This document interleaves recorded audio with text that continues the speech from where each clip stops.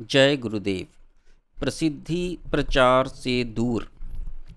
दोबारा नर्मदा की परिक्रमा करके वापस ऋषिकेश आकर आप अपने साधन के साथ साथ गृहस्थ धर्म का निर्वाह करने लगे। कोई शिष्य एवं परिचित आ जाते तो उनके प्रश्न पर ही समाधान करते, अन्यथा नहीं। उन्होंने अपने को इतना सीमित कर लिया था कि कहीं भी आते जाते नहीं थे और नाम एवं निवास भी बदल लिया था।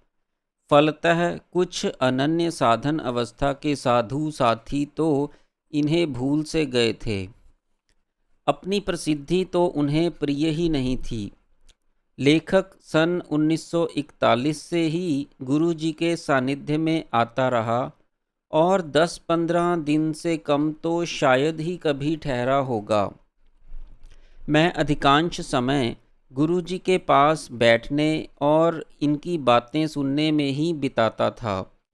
जब वापस लौटता तो बहुधा दिल्ली होकर जाता, जहां राजनीतिक नेताओं और मित्रों से भी मिलता।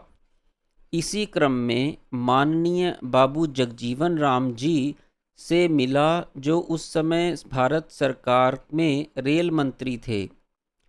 बातचीत में ऋषिकेश और योगानंद जी महाराज के योग की चर्चा आ गई।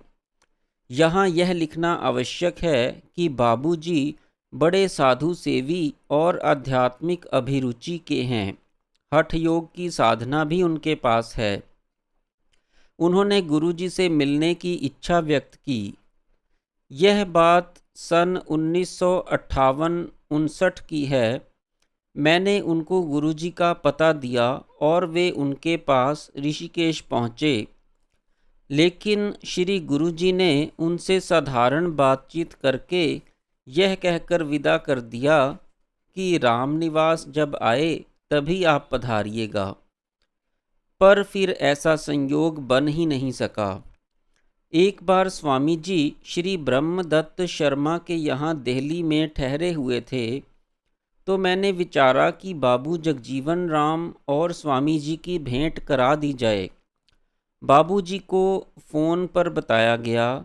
उस दिन उन्हें ज्वर था, इसलिए आ नहीं सकते थे।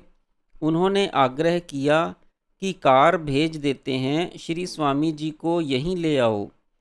लेकिन उस दिन स्वामी जी के अंगूठे में पीड़ा थी, जो प्राय ही हो जाया करती थी। तात्पर्य यह है कि श्री योगानंद जी और स्वामी जी को अपनी प्रसिद्धि की इच्छा होती तो इससे अच्छा अवसर और कौन सा हो सकता था, जबकि भारत सरकार और भारत के बड़े राजनीतिक नेता उनकी कृपा के आकांक्षी थे। श्री योगानंद जी तो किसी समाचार पत्र में अपना चित्र तथा लेख देना भी कभी पसंद नहीं करते थे। गीता प्रेस गोरखपुर के कल्याण मासिक पत्र के अधिष्ठाता और आध्यात्मिक जगत में प्रसिद्ध श्री जयदयाल गोयदंका और यतीश्वर स्वामी करपात्री जी ने स्वयं कई बार विज्ञान भवन जाकर गुरुजी से अपना चित्र एवं लेख देने के बड़े आग्रह किए, लेकिन आपने कभी नहीं दिया। इसी तरह उन्होंने स्वयं को कछुए की भांति समेटकर जगत प्रसिद्धि से दूर कर लिया था।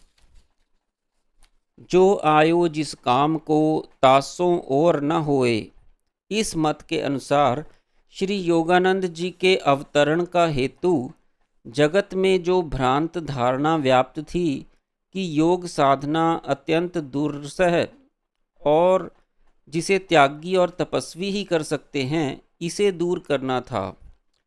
आपने समाज के समक्ष यह उदाहरण रख दिया कि परिव्राजक सन्यासी ही नहीं अपितु गृहस्थ भी योगी और पथ प्रदर्शक हो सकते हैं। गृहस्थ धर्म श्रेय प्राप्ति में बाधक नहीं है। आपके द्वारा अधिकांश गृहस्थ ही उपकृत हुए हैं। जय गुरुदेव।